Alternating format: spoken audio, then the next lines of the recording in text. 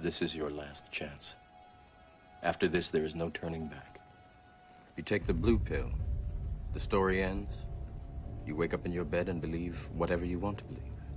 You take the red pill, you stay in Wonderland, and I show you how deep the rabbit hole goes.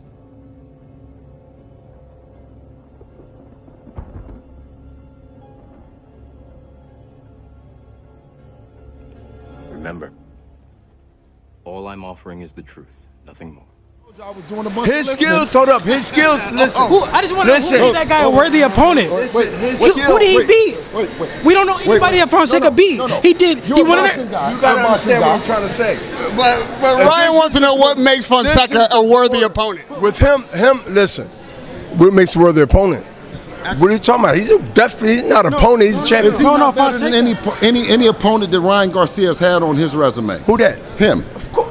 Okay, let's make the fight happen. But Stop talking and send over an offer. But guess what? Now it's time. No more talking. Send over an offer. Let's make it happen. Before it wasn't. It was just talk. Now it's time. Did you see what just happened tonight? Sis. Who did he fight? Doesn't make it seem like this guy was somebody that nobody knew, like some smart. Hey, listen. Hey, you know, you're a legend. You're a legend. I know what you know. I know that you know. The point is, do you see talent? Of course, I know that he has talent. I knew Ryan before. I knew Ryan before everybody knew Ryan. That's right. Yes. But this is what I'm saying. Through the amateurs and all, y'all know each other. Is Ryan Garcia is a worthy conversation today, Mark, today boxing 2020, as one of the primary guys in your weight division. That's like. I think Ryan is a star for sure, but Fonseca wasn't a worthy opponent. Fonseca hasn't beat anybody. He lost to Tevin Farmer and he lost to Tank Davis. That's the only fights we know him for. Let me ask you a question. So you're saying to beat you, he would get that approval? He would never beat me. So he got to beat somebody like you. He wouldn't to get that proof. All right, let's make the fight happen, and then once. Listen. So that's why we needed this fight. That's why we needed this conversation. Mr. Hopkins. Why not Devin Haney next? Why not Devin Haney next? In that division. You're a boxing guy. Yeah. Do you need me last? Why did he say that he'll fight everybody? Luke Campbell, Linares. You the best out of all the guys he mentioned. Thank you. Thank you. I agree to that. Thank you, sir. Out of the guys he mentioned. That's smart. If I'm him, I would say, look, I want to fight all these guys that's dangerous. I still can't sleep on them. But y'all become the climax. Y'all become the fight to watch. That's the build-up. Everything must have a build-up before it explode. Let me make an announcement then. We cannot get no fights at 135 from nobody. We will be going to 140. Well, you can come back down always. All the time. We're gonna go up to and we'll come back down when they're ready. Who do you want at 140? Serious. Mikey Garcia.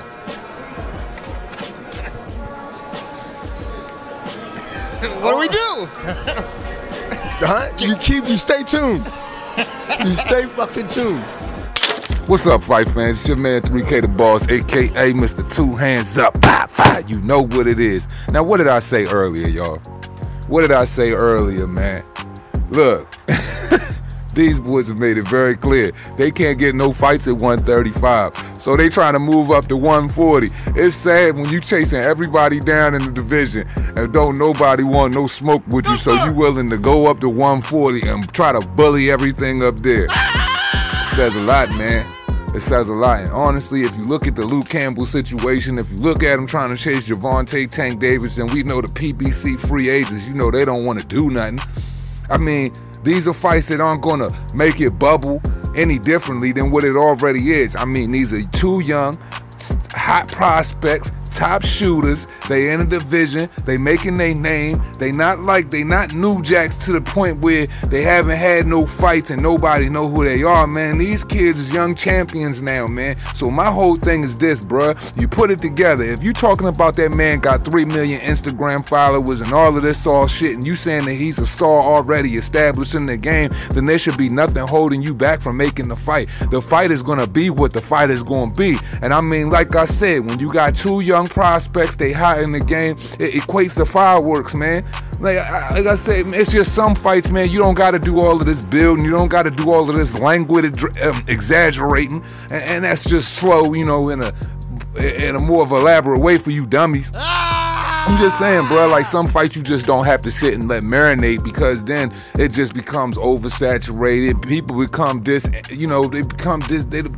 don't become interested in what's going on, man. Like, so my whole thing is this, man.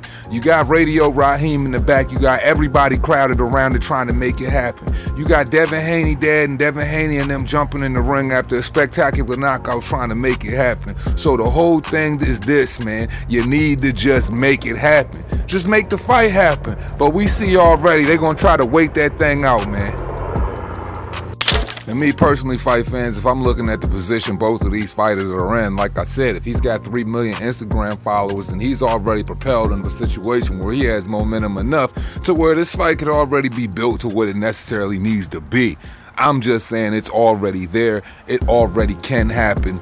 We don't need to wait for it. We already waiting on everything else. So when you look at the way he's talking about Luke Campbell, Tank Davis, and making all of these other fights happen and mention them last, it just seems to me that he just don't really want it. I really don't care about the amateurs, man, because you got everything to lose in the pros. And at the end of the day, this is a business. This is a business, and that's they little golden boy at Golden Boy. Well, that's all I got for you guys. As we always say, it costs you nothing to pay a nigga no mind.